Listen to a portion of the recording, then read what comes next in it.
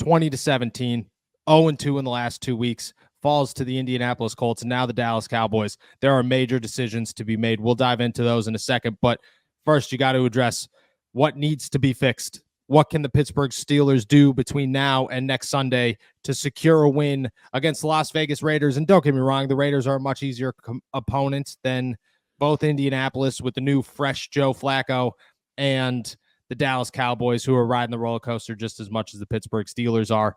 But you have to make some changes. You have to make some adjustments. In your eyes, what was the biggest need? What stands out to you to say, hey, you got to change this one before week 6? The Dallas Cowboys came into this game with one of the worst rushing offenses and rushing defenses in the NFL. And they were great on the rush, and they were great at stopping the rush. So, again, it's not anything where the Steelers, I mean, there's a lot that went wrong in this game. But I think the biggest thing was the Steelers lost the line of scrimmage. And that is something that coming into the year, they said that that was going to be their identity. I know the question was asked last night to Justin Fields, what is this team's identity? And he kind of skirted around the question, but the identity was, I mean, you hired Arthur Smith. Mike Tomlin is your head coach. The identity was bully football. It was a return to Steelers football of old. That's what they build this as. And last night, that's not Steelers football of old. That is Steelers football that the old players are going to look at and say, that isn't us. Like, don't do that with us in any way, shape, or form. They lost the line of scrimmage badly to a team in which they probably should have dominated. So that's the biggest thing they needed to fix, because you look at the offensive line last night, that's as good as it's going to get.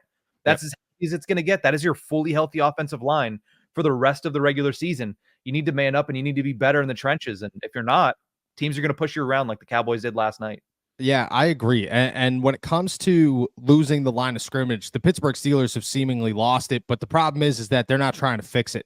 There just seems to be no adjustments, nothing made to say, how do we win this back? How do we go back to where we were? It's almost as if Mike Tomlin and Arthur Smith on the offensive side of the ball are just trying to ride the roller coaster and say, eventually it'll come back around. Eventually Najee Harris will be able to do this. Eventually we'll get Jaylen Warren back or Cordero Patterson back, and we'll be able to have that change of pace back that maybe picks up the slack. But Najee finishes last night, I believe, 14 for 42 yards. He averages 3 yards a rush.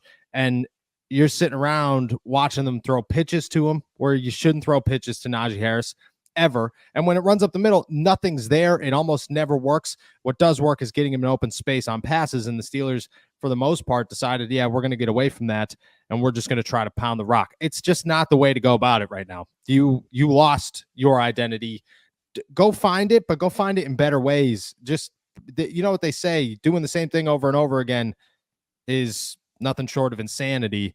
And that's what it seems like it is watching the Pittsburgh Steelers right now. Is Mike Tomlin and Arthur Smith are saying, well, if we just keep doing the same things, eventually they will work. They're not. That was Matt Canada's offense for 3 years. And for 3 years, we heard the same things. If we just keep doing it, it's going to work. It's not. That's not how the NFL is. If you adjust and make it better, then it's going to work. And on the defensive side of the ball, I don't know what it is last 2 weeks. I don't know if it's Larry Ogunjobi banged up. I don't know if it's the loss of Alex Highsmith, which it could be the loss of Alex Highsmith. That's a great player to have in the run game. I don't know if it's just Patrick Queen not living up to the hype that he wanted to live up to. I have no idea. But the defensive side of the ball has been such a letdown. And you give up 20 points, you should still expect to win that ball game. You're not going to every single time. But how they gave up 20 points and how their inability to stop anybody when they needed to stop them was just not Pittsburgh Steelers-esque. It was, this team is banged up maybe and missing one key part, and because of that, they can't overcome almost anything. It just seems like there's no spark, no firepower right now, and they desperately need spark and fire. I mean, that's why they pay Minka. That's why they pay Cam. That's why they pay TJ. That's why they went out and got a Deshaun Elliott. And that's why they went out and got Keanu Benton and Joey Porter Jr. And there's just nothing there. There's no spark on either side of the football for the Pittsburgh Steelers to kind of latch on to. Well, I'll say this. The defense had spark because it flashed and was gone, right? It was the defense of the Killer Bees era. That's what we saw last night. They had to be on the field because the Steelers offense wasn't doing much. They gave up copious amounts of yardage, but they'd make the big play, the strip sack, the blocked field goal, the Joey Porter and the Dante Jackson interceptions. They would make that play. They would bring that spark. They would make the play that needed to be made at the very last second, but they were getting caved in every other moment of the game. And at the end of the game, you see that first and goal from the 1, they almost made a huge, stand there. And if they would have, we'd be having a completely different conversation. I think this team still showed, even if they won that game, even if on 4th down that ball falls short or the ball, gets bobbled or anything like that, I think you're still talking about a very flawed team. But as Mike Tomlin says, it's always nicer to try to fix those flaws with a win. They just haven't been able to do it the last 2 weeks. And I think part of it is also, we talk about Tomlin. That was not a well-coached team last night. You can say it was a poorly coached game, but I think more so, that's not a well-coached team.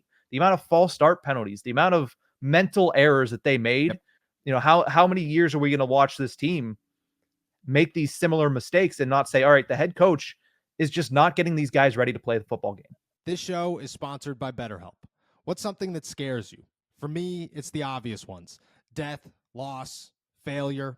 Halloween lets us have fun with what scares us, but what about those fears that don't involve zombies and ghosts? Therapy is a great tool for facing your fears while finding ways to overcome them, because sometimes the scariest thing is not facing our fears in the first place and holding ourselves back. I'm somebody who's benefited from therapy for a long time, and I've been an advocate for therapy for years, and I'm excited to tell you guys about BetterHelp. If you're thinking of starting therapy, give BetterHelp a try. It's entirely online, designed to be convenient, flexible, and suited to your schedule. Just fill out a brief questionnaire and get matched with a licensed therapist, and you can switch therapists anytime for no additional charge. Overcome your fears with BetterHelp. Visit BetterHelp.com/allsteelers today to get 10% off your first month. That's BetterHelp, HELP.com/allsteelers. Yeah, that was one of my 2 adjustments that the Pittsburgh Steelers need to make. And honestly, the second one that I'll get into here in a minute, you can't make. But when it comes to the coaching is atrocious right now. Across the board, the coaching is atrocious. You want to talk about slow starts. Mike Tomlin continues to say, it's slow starts. They don't decide football games. You don't start slow. In either of these 2 losses, you win the football game. And I tend to disagree. And I think most across the league would tend to disagree, because when you ask players, hey, what do you need to do? Hey, we just got to get off to a better start. We got to stop kicking ourselves in the butt early. That's where the Pittsburgh Steelers are. Tomlin, for the last, 5 years maybe, has been a guy that we have constantly talked about all these penalties, all these mental errors, what's going on. And I just can't pinpoint where it comes from. Does it come from just lack of detail in practice? Does it come from the Pittsburgh Steelers just having guys who are not mentally strong enough to play at the NFL level on a consistent basis? I have no idea, but it's so frequent. That's not the players at this point. That is the coaching staff. You do something to have a disciplined team. If the Steelers have a disciplined team right now, they're 5-0. Plain and simple. If the Pittsburgh Steelers do not kick themselves in the butt constantly over and over and over again, they're 5-0. And there's almost no questions there. The Steelers went 3-12, 3 out of 12, I believe, last night on 3rd down. And most of those came because they were 3-10, 3-12 because of penalties on 2nd down or the original 3rd down. Mm-hmm. That's never going to work. You're never going to. And you saw the success early in the season when it came to not having those penalties. I agree with you. I think at some point we have been putting the blame on Mike Tomlin. We should continue to put the blame on Mike Tomlin. I think to some degree he's got to acknowledge, and that's where I come in, is maybe you have to take a step back. Maybe if you're Mike Tomlin, you have to just let your coaches coach and stop trying to coach everybody because it's not working, or your coaches are just that bad. And that could be the case too. Maybe your coaches are just that bad.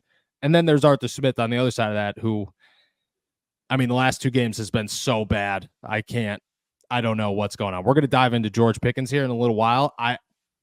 They're just questions. They're just questions that I don't think we'll have answers to. And it's honestly, last night was like watching Matt Canada, a different offense, but it was watching, hey, we were really bad last week, so we're just going to do the same thing this week. And we're just going to do it more and see if it works. And it's not going to work, but we're going to add in one little flair, like Justin Fields taking powers outside or something. It just doesn't, it doesn't, none of it made sense to me. None of it made sense to me. On the defensive side of the ball, my change, because One of them was coaching, but the other one, man, dude, they got to hope Cam Sutton comes back quick. They got to hope week 8 could get here before everything gets real bad, because, I mean, that game, again, there are a billion reasons you lost, but the Pittsburgh Steelers and where Beanie Bishop currently stands, last night was as bad as it gets. Last night was a guy who had no idea what he was doing on that field, was lost 90% of the time, and found himself matched up. He's lined up against CeeDee Lamb on 4th and 1. And I'm sitting there going, how did that happen? And it wasn't supposed to happen, but that's just how it played out. You can't have that. They got to hope Cam Sutton comes back and is ready to rock. And everybody talking about Cam Sutton's washed, no, this is a prime example. The Pittsburgh Steelers need Cam Sutton back. I don't think I'm putting Beanie Bishop out on the field in week 6. I like Beanie. I'm not cutting Beanie. I'm not even thinking about cutting. But if we want to pinpoint, hey, where was the biggest issue on both sides of the football, the biggest loss, the biggest L that a player took last night, I think, was Beanie Bishop. Yeah, undoubtedly. I tweeted out yesterday, this is a game that Beanie's going to want to forget quickly, because Dak Prescott had him circled in highlighter going out throughout the entire week. You could tell that was the plan, was, hey, this is the guy that we're going to expose, whether that's CeeDee Lamb in the slot, whether that's Ferguson coming out of the tight end spot, or really any of the speed guys that they had. The Steelers had trouble with all of the speedy receivers that the Dallas Cowboys threw at him, but Beanie Bishop especially, he couldn't really... He couldn't tread water, and that was the worst part, because the first 4 weeks of the season, he had made some bad plays. He had some issues, but you could always tell that he could tread the water. Last night, he was sinking, and it was a very, very eye-opening performance from him that, man, if a good quarterback is in here and executes the way he wants, Beanie Bishop has no chance right now. That was exactly my point, is once you face a good quarterback, and the Steelers have not faced a healthy good quarterback before Dak Prescott. Once you face a good quarterback, it's over. Like, you are not going to be able to defend, because Beanie is not ready to play at the NFL level. And again, I'm not cutting Beanie. I'm not moving on from Beanie. Nothing. It's just plain. You're an undrafted free agent who's trying to play CeeDee Lamb. That's not going to work. Like, it's not supposed to work. That's not how the NFL is built. And Dak Prescott last night said, hey, you want to beat the Steelers defense? Just throw it to whoever Beanie Bishop is covering or supposed to cover, because they're going to be wide open while he's lost. The Steelers need to figure that out. I don't think they're going to until week 8 or week 10, unfortunately. But, man, they better hope Cam Sutton comes back here and is 100%. And to be honest, I'm probably testing the waters with CJ Henderson. I'm definitely testing the waters with Thomas Graham, just to see what you got in that kid, because I don't think you could put Beanie Bishop out there. If you could just avoid the mental mistakes, you're less of the problem. But right now, you are the biggest part of the problem.